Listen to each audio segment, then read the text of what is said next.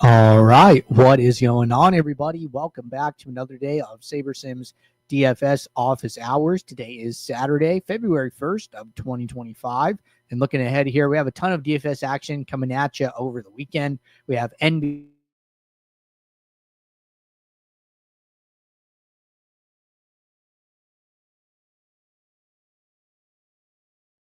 For those of you who are new here, welcome. My name is Andrew, one of the coaches over here at SaberSim. This is a show where we go over how to use the SaberSim app, answer any and all DFS-related questions. Get your questions in one of three ways here. First off, send us an email, support@sabersim.com.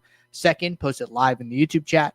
Third way, post it in the office hours channel in our Discord server. If you're not in our Discord and want to get access to that channel, there is a link in the description of this video. You also get access to our similar channels, individual sport channels, and you get access to the rest of the SaberSim team. Just can't say enough good things about the Discord. But with that said, we do this show Monday through Friday, 4 p.m. Eastern, and then we do this show here on Saturdays, 12:30 p.m. Eastern. So you can tune in any one of those days, get your questions answered. Appreciate you guys tuning in and hanging out with me on a Saturday here.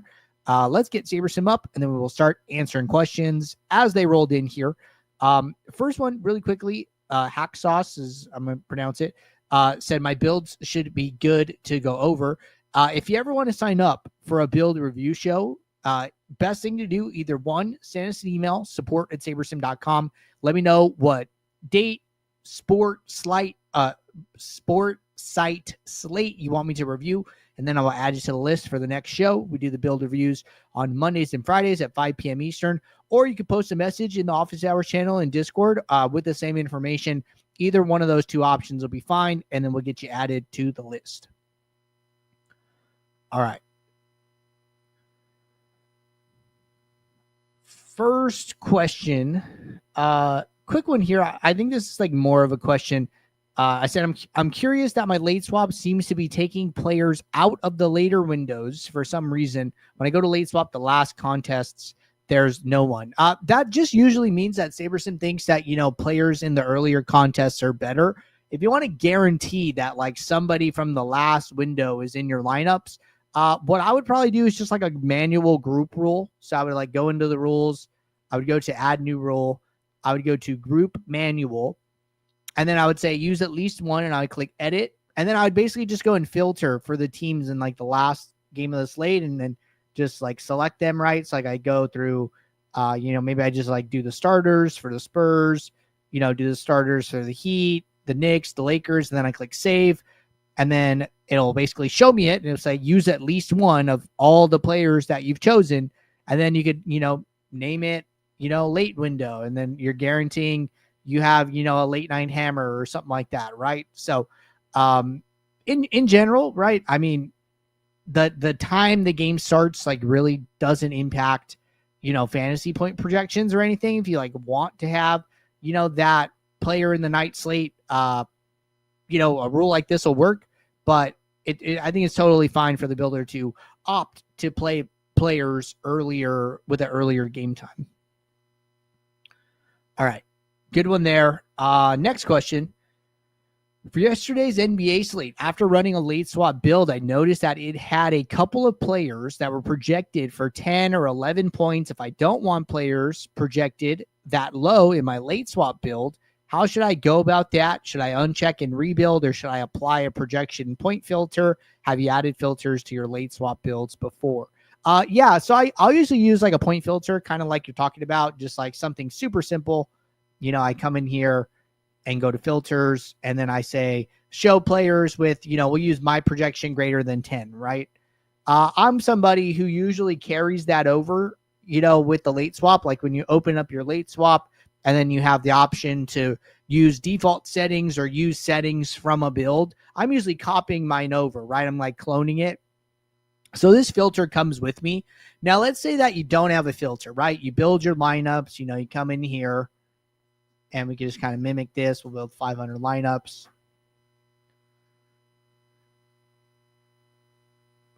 And let's let these lineups run real quick.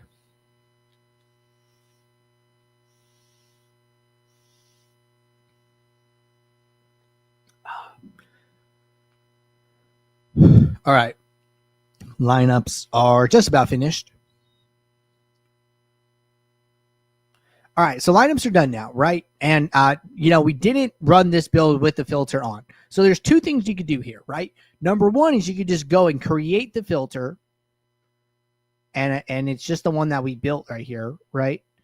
We can look at it, my projection greater than 10. And then what this will do is if I come in here, sort by projection, scroll down, it will just uncheck all the players for you, right? It comes in and unchecks all the players under 10. And I can see if I turn it off, they get rechecked. If I turn it on, they get unchecked, right?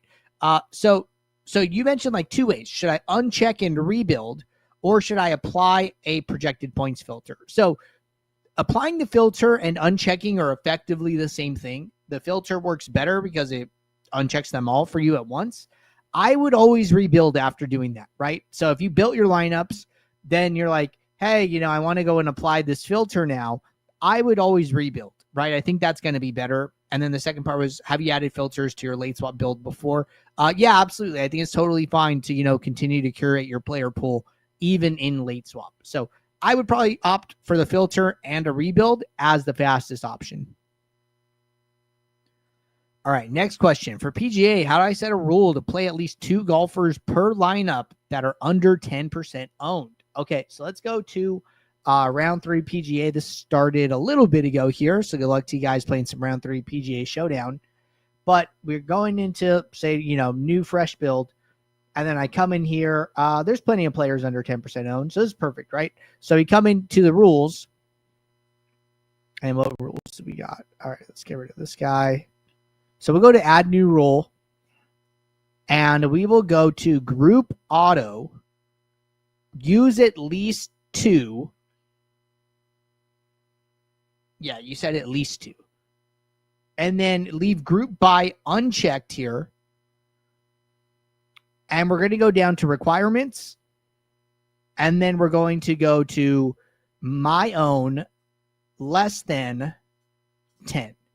So in order to do this, and this is how you want to set up the rule, right? And then if I save it as a manual rule,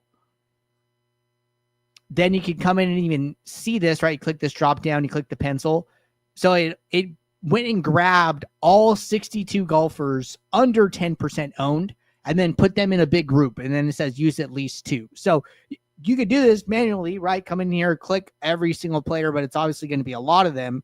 Or you could do it this way where, you let the builder do all that work for you. You just set the requirement and it goes and grabs the players. So this way is a lot more efficient, but that's how I would do it. All right. And then you don't need to save it as manual. I just saved it like that so I could show it a little more. Saving as auto works perfectly fine.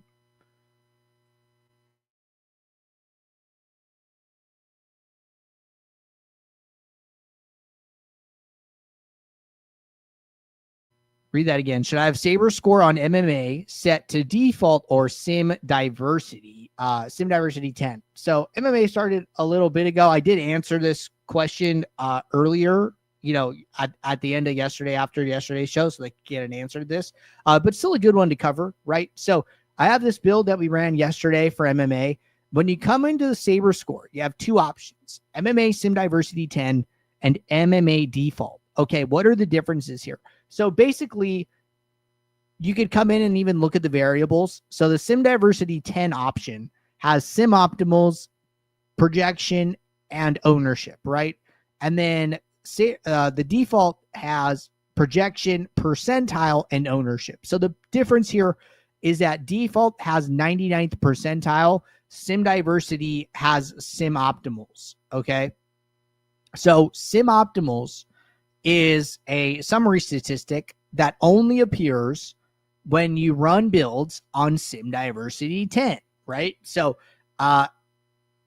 you need to run the build on Sim Diversity 10 in order to get the Sim Optimals, because what Sim Optimals is telling you is like, when we run builds on Sim Diversity 10, we're taking a single fight or a single instance of the fight for every fight on the slate, and we're doing a slate simulation. So we're going to go grab one fight sim for, all 13 fights on the card or however many fights there are. And then we play that out and then we build the best possible lineup. Well, it's possible that in other fight simulations and slate simulations, the same group of 6 fighters are optimal again. So what we do is we're not going to put the same lineup into your pool twice, but we do think that information is valuable. It's giving you an idea of like, hey, this lineup probably has a little bit higher win rate than some of the other lineups. So we're tallying that information and calling it sim optimals, and then we're using it as part of the SaberScore formula, right? So like for instance, this lineup has a sim optimals of 3. So that means this group of 6 fighters was the best combination of fighters available under the salary cap in 3 different simulations when we were trying to build out your pool of 500 lineups. So sim diversity 10 option goes with sim diversity 10 slider. Anything less than that, you're not going to have sim optimals because we're taking groups of sims now. We're not taking individual sims. We're not taking one per fight. We're taking, 5, 10, 20, however many it is. So sim optimals doesn't work the same way. So anything 9, 8, 7, 6, use the MMA default, and then sim diversity 10, use sim diversity 10 builds, use sim diversity 10. So that is my advice there. Hacksock said, can you review my NBA for this week? I can't. So the big thing here, right, is when you send in that information, well, one, I don't even know who you are, right? So I don't know what your account is. I don't know anything about that, but I got to do some work kind of on my end to get ready for like the build reviews and stuff like that. So it does take a little bit of prep. I can't just like review builds on the fly. So if you send in that info right to support or office hours, I can get everything I need and I can get it ready, but we can definitely review your NBA builds on Monday. All right, Jerry said, awesome. Appreciate the info, Andrew. You're welcome. Cool. Axel says, question, is that the same for NBA? If we're referring to the sim optimals, yes, it's going to be the same across all sports. The sim optimals only appears with sim diversity 10. Now, there aren't SaberScores for, well, the SaberScores are different for different sports, right? So we go to NBA here, and then you can see like we don't have 2 options for SaberScore. We have 1, 2, 3, 4, 5, 6, 7, 8, 9 options for SaberScore, right? All of these small slate and large slates are like the MMA default is with the projection percentile ownership. The SaberScore single game here, this one has the sim optimals variable here. So this is like primarily to be used with like showdowns, but anything with like 2 games or more are not going to have the sim optimals and use one of these other SaberScore options. And no worries, hack sauce, no problem at all. All right, taking a peek in the Discord here. Got a question from, looks like JD. So let's get this one in the queue and we will get this question answered.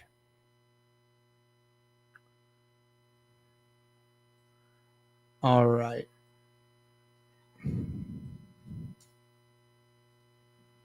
Question says, let's say I have a group of players I like. I want to have that group in 50% of my lineups, but the rest can be whatever. I was able to make the rule and get them all into all of them together, but if I only want them in 50%, how would I do that? Okay, so just this question came up earlier. I was talking to somebody about this. So rules work all or nothing. Okay, rules are either it works for 100% of your lineups or 0%, right? There isn't a way to say like, hey, apply this rule to 50% of my lineups and then apply this rule to 50% of the amount of lineups I need or something like that, right? The way you have to do this is, let's say I need 20 lineups, right? I'm playing a 20 max. What I would do is in one build, I would do a build without the rule. And then I would do 10 lineups, right? So I come in here, I do 10 lineups. When I'm happy with these 10 lineups, what I want to do is I want to click this star icon to send these lineups to this favorites tab. Okay, this favorites tab is grayed out right now. When I favorite them, the favorites tab activates, it turns white and lights up, and then it's going to get this parentheses showing you how many lineups are in the tab. Okay, so this is half the build without the rule. And then what I would do is I would open up a new build. I would turn the rule on, whatever rules you want. And then I would build my other 10 lineups. I would click the star icon. That's going to send the other 10 lineups to the favorites. And now I'm going to have 20 in this window. And then I would come in here and then I can save the lineups to a single contest together, right? So now I effectively have what you wanted of 50% with the rule, 50% without the rule. I've combined them and put them into a single contest. So utilizing the favorites tool is how you're going to want to do that. All right. Good stuff so far. We are caught up with questions here in the Office Hours channel and Discord, or YouTube chat. So why don't we do a build demo? Actually, it looks like we got one from Jimmy. Jimmy said, you talk about playing non-correlated slates, but when it comes to how much of your bankroll you use to play multiple slates on the same day, is it 5% for each slate? Good question. So I'll tell you the way I do this. I think there's a couple different options. So, when we talk about like the DFS profit plan, right, we always say 2.5 to 5% of your bankroll, right? Well, what happens when you're playing like multiple slates? There's a couple different ways to go about this, okay? Number one is you could play 5% total across all slates, right? Like say you're coming in here and you're going to play, all of the classics, right? Well, there's an early, there's a main, there's a turbo, and there's a night. So there's 4 classics. You could say, hey, I want to play, 5% in total across all of them, right? The profit plan technically says, 2.5 to 5% of your bankroll on uncorrelated slates. So, in theory, like you could play, 2.5 to 5% on the early, 2.5 to 5% on the turbo, 2.5 to 5% on the night. And then like maybe like some smaller amount on the main because the main will correlate with the turbo and the night, I think. That just ends up being like a lot of like money in play and like on like a single day. I personally don't like to do that. If you're going to do something like that though, that's okay. What I would probably just recommend is like leaning on the lower side. We say like 2.5 to 5%. If you want to go about that, if you want to do it that way and like have more action in, go on the 2.5% side, right? Like do 2.5 on the early, do 2.5 on the turbo, 2.5 on the night. And then, rather than having, 20% of your bankroll in play, you have, 7.5% or something like that, right? So you can even lower it, right? Maybe you're like, hey, I want to do like 1 to 2%. And then, you end up still with, 5 to 10% of your bankroll in play across these uncorrelated slates, but you're being a little bit more bankroll conscious, right? So there's a number of ways to do it. I think my favorite is probably like lowering the percentage per slate. Like I would probably go like 1 to 2% across these like small slates. Cause you got to remember, right? Smaller slates are going to be higher variance.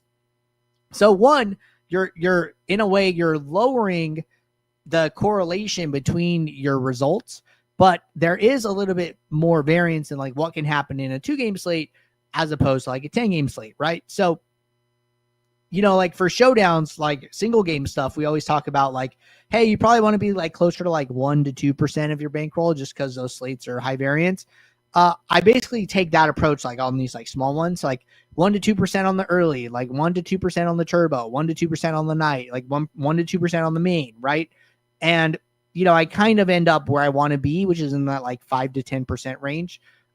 So that's my advice just from doing it so many times. Like that's my experience. All right. Good stuff there. JD said, thanks, man. You are welcome. And we just answered Jimmy's question. So why don't we do a build review for the NBA slate here? So let's open up a fresh build. We use this build 3 here. Let's get rid of some of these other builds. And let's clear these favorites. All right. So first thing I'm going to do, right, loading up SaberSim, I'm going to set my lineups to however many lineups I want to build. I'd always recommend building the max for that your plan allows, right? I'm going to do 500 just for the sake of time. I'm going to make 2 adjustments, 2 projections, and I'm going to click build, right? So while the lineups build, I don't need to sit on this screen. I can jump around. So I'm going to go to the contest tab and upload an entry file, right? Good opportunity to come in here, upload your entry file. I don't have one right now, so I'm just going to come in here and create a manual contest sim for a contest. We'll say the $4.20 max here. Good contest to play. So I create my sim, right? I'm just mimicking uploading a file, and then I'm going to jump back to my build. So, all right. Going back to build 3, let's see the status of these lineups that are building.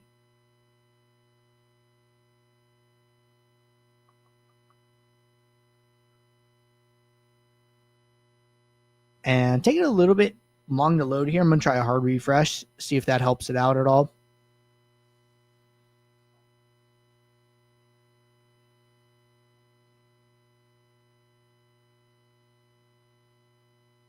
All right, cool. So build is done. Lineups are loaded. I'm going to kick off the contest sim that we created. I'm going to come in here, move some columns around. I like to sort by exposure. I like to see my leverage. All that looks good. And contest sim is done. So first thing I want to do, right, notice it auto changes to ROI. If you have an entry file uploaded, you don't have to do anything else. I don't have one, so I got to go switch to this manual contest sim.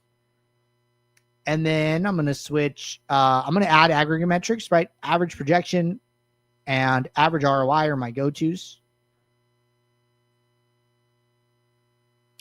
And so I'm sorting right. Got my aggregate metrics, got my exposure and my leverage. You know, my exposure and my leverage tell me a lot about the stands I'm taking on the slate, right? So here, right, what I'm going to start doing is I'm going to start increasing my min uniques. And what I'm trying to do, right, is I'm trying to not sacrifice too much of my projection or ROI, but I'm okay sacrificing a little bit in order to get to some diversity. And I'm going to be watching my exposures and my leverage along the way, right? So what this looks like is going from 1 to 2. Okay, my metrics didn't change. So that means my top 20 lineups are already this diverse. That's great. 2 to 3. Okay, super small change. 3 to 4. Okay, ROI is down about like 10% now. It still seems fine. You know, we're getting diversity with a very small trade-off here. Okay, 4 to 5. Okay, projection goes down like 2 points, ROI down like 20%. This is the spot where I would stop, and I would just say like, hey, you know, how do my stands look on the slate? And my lineups are a lot flatter, right? Earlier I saw like leverage as high as like 40%. I saw leverage in like the high 20s, right? Here, you know, our highest exposed players in 50% of our lineups, and then our highest leverage is about 24%. I think these are all good, right? All of these are like no more than 2x the player's ownership, and we're taking some stands, right? But we're not doing anything crazy here. We've already, you know, kind of hit like our benchmark for like how much projection and ROI we want to give up. If we were to go further, you know, these numbers would probably tank. Yeah, projection down another, you know, 5 points, ROI down like another like 70%. Probably too much, right? This is why like we don't recommend maxing out min uniques anymore, because you get to a point where you end up giving up too much of you're trading too much of your ROI and projection for diversity. You want to try and strike a balance, right? So here I would stop at 5. If you wanted to go backwards, you're like, hey, I was cool at 4. Like, go back to 4, go back to 3. You know, maybe you like your exposures and your leverages at 1, like totally cool, right? So any number in here, you know, in my opinion, from like 1 to 5 is like totally fine, depending on your risk tolerance, right? It's all risk management, and I think that, you know, you just got to find the right number that works for you. But here I would stop at 5. I'd be ready to save these lineups and rock and roll. All right, next question. So do you not upload your entries file before building lineups? Yes. Or you don't need to, actually. You don't, there's no reason to. So like what I did, right, is I kicked off the build and then I went and uploaded the entries file. It doesn't matter because the lineups, the contests that you're playing don't really come into effect until after the build is done. So you can upload them before, you can upload it after. It's all the same, really. It's not going to have an impact on the lineup building process. But good clarification question there. All right. Taking a peek here in the office hours and YouTube chat. Think we're all caught up. Did a build demo, answer some questions. So I think we're going to call it. Appreciate you guys tuning in. I'll be back Monday, 4 p.m. Eastern for our next show. So until then, everybody, take care. Good luck. Thanks. Bye.